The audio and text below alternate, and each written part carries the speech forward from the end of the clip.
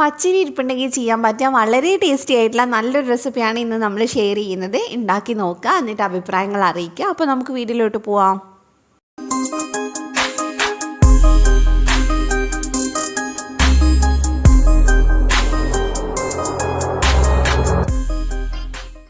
അപ്പോൾ ഇതുണ്ടാക്കാനായിട്ട് നമുക്ക് ആദ്യം തന്നെ വേണ്ടത് കുതിർത്തി വെച്ചിട്ടുള്ള പച്ചരിയാണ്. ഞാനിവിടെ 1 കപ്പ് പച്ചരി നന്നായിട്ട് കഴുകിയിട്ട് ഒരു 4 മണിക്കൂർ കുതിർത്തി വെച്ചിട്ടുണ്ടായിരുന്നു.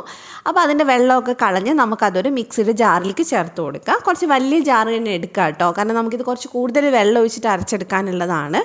അപ്പോൾ നമ്മൾ പച്ചരി മുഴുവനായിട്ട് ചേർത്തിട്ടുണ്ട്. ഇനി വേണ്ടത് 1 കപ്പ് തേങ്ങയാണ്, ഫ്രഷ് ആയിട്ട് ഗ്രേറ്റ് ചെയ്തിട്ടുള്ള തേങ്ങയാണ്. ഇനി ഇതിനകത്തോട്ട് നമുക്ക് വെള്ളം ഒഴിച്ചു കൊടുക്കാം. അപ്പോൾ ഞാനിവിടെ ഏകദേശം ഒരു 2-2.5 കപ്പ് വെള്ളം ഒഴിച്ചു കൊടുക്കുന്നുണ്ട്. കുറച്ച് കൂടിയാലും കുഴപ്പമൊന്നുമില്ല.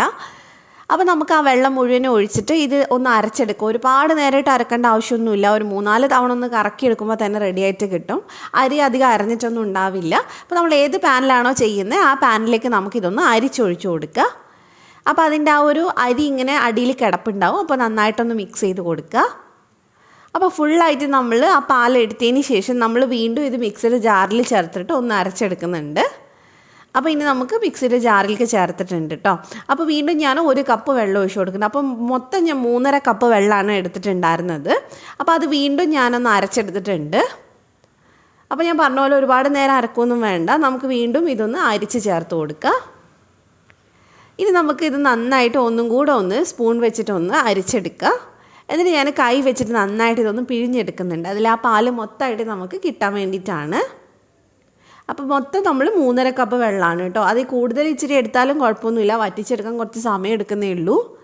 അപ്പോൾ ഫുള്ളായിട്ട് നമ്മൾ പാലെടുത്തിട്ടുണ്ട്. ഇനി നമുക്ക് ഇതിനകത്തോട്ട് വേണ്ടത് ശർക്കരയാണ്. അപ്പോൾ അത് നമ്മൾ ആദ്യമേ ചെയ്ത് വെക്കുകയാണെങ്കിൽ നമുക്ക് പരിപാടി എളുപ്പമാവും കേട്ടോ. അപ്പോൾ ഞാനിത് 1 കപ്പ് ശർക്കര ഞാൻ ചീകി എടുത്തിട്ടുണ്ട്. അതിനകത്തോട്ട് നമുക്ക് 1 കപ്പ് വെള്ളം ചേർത്തിട്ട് നന്നായിട്ട് ഇതൊന്ന് വേവിച്ചെടുക്കണം. നന്നായിട്ട് ശർക്കര ഒന്ന് ഉരുക്കിയെടുക്കണം. അപ്പോൾ ഞാൻ പറഞ്ഞ പോലെ ആദ്യം ഈ ശർക്കരൻ്റെ പണി ചെയ്തതിന് ശേഷം മാത്രം അരി അരച്ചെടുത്താൽ മതി കേട്ടോ.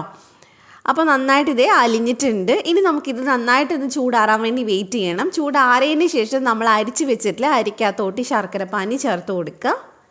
അപ്പോൾ മുഴുവനായിട്ട് നമ്മൾ ചേർത്തിട്ടുണ്ട്. ഇനി നമുക്ക് വേണ്ടത് കോൺഫ്ലോർ ആണ്. അത് ഒരുപാടൊന്നും വേണ്ട, 2 ടേബിൾ സ്പൂൺ അത്രയും മതി. അപ്പോൾ അത് നമ്മൾ ചേർത്തിട്ടുണ്ട്.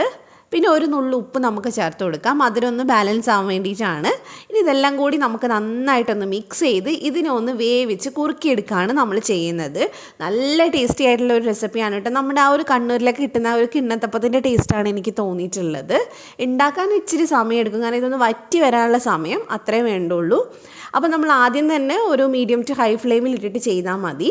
ചെറുതായിട്ട് ഇതുപോലെ ഒന്ന് കുറുകി തുടങ്ങുമ്പോൾ നമ്മൾ ഒരു മീഡിയം ഫ്ലെയിമിൽ ഇട്ടിട്ട് വേവിക്കുക. എപ്പോഴും ഇളക്കി കൊടുത്തുകൊണ്ടിരിക്കണം. നന്നായിട്ട് ഇതിങ്ങനെ തിളച്ച് പതഞ്ഞ് വരാൻ തുടങ്ങിയിട്ടുണ്ട്. ഇനി പെട്ടെന്ന് തന്നെ റെഡി ആയിക്കോളൂ. അപ്പോൾ കൈ വിടാതെ ഇളക്കിക്കൊണ്ടിരിക്കുക. ഇതുണ്ടാക്കിയിട്ട് നമ്മൾ വേറെ പണിക്ക് പോകരുത്.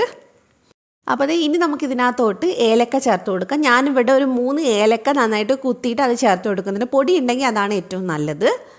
അപ്പോൾ നന്നായിട്ട് മിക്സ് ചെയ്തെടുക്കുക. ഇനി നമുക്കിതിനകത്തോട്ട് വേണ്ടത് നെയ്യാണ്. ഞാനിവിടെ ആദ്യം തന്നെ 1 ടേബിൾ സ്പൂൺ ചേർത്ത് കൊടുക്കുന്നുണ്ട്.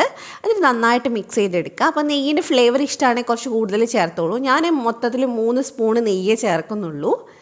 അപ്പോൾ ഞാൻ വീണ്ടും കുറച്ച് കഴിഞ്ഞപ്പോൾ ഒന്നും കൂടെ നെയ്യ് ചേർത്ത് കൊടുത്തിട്ടുണ്ട്. നെയ്യ് ചേർത്താലാണ് നമുക്കിത് പാനിൽ നിന്ന് വിട്ട് വരുന്ന ഒരു പരുവത്തിൽ കിട്ടുക.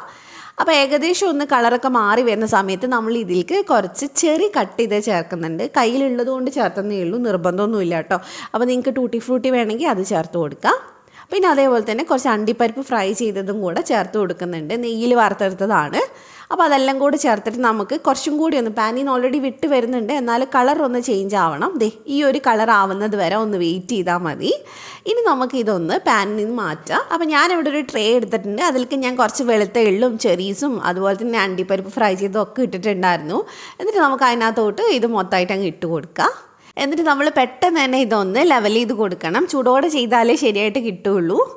അപ്പോൾ നന്നായിട്ട് ഇതുപോലെ ഒന്ന് ലെവൽ ചെയ്ത് കൊടുക്കുക. ഇനി മേൽഭാഗം ഞാനൊരു സ്പൂണിൻ്റെ അടിയിൽ ഒരു കുറച്ച് നെയ്യാക്കിയതിന് ശേഷം ഇത് വെച്ചിട്ടൊന്ന് ഇതുപോലെ ഒന്ന് തൊട്ട് കൊടുക്കുന്നുണ്ട്. ജസ്റ്റ് ഒന്ന് സ്പ്രെഡ് ചെയ്ത് കൊടുത്താൽ മതി.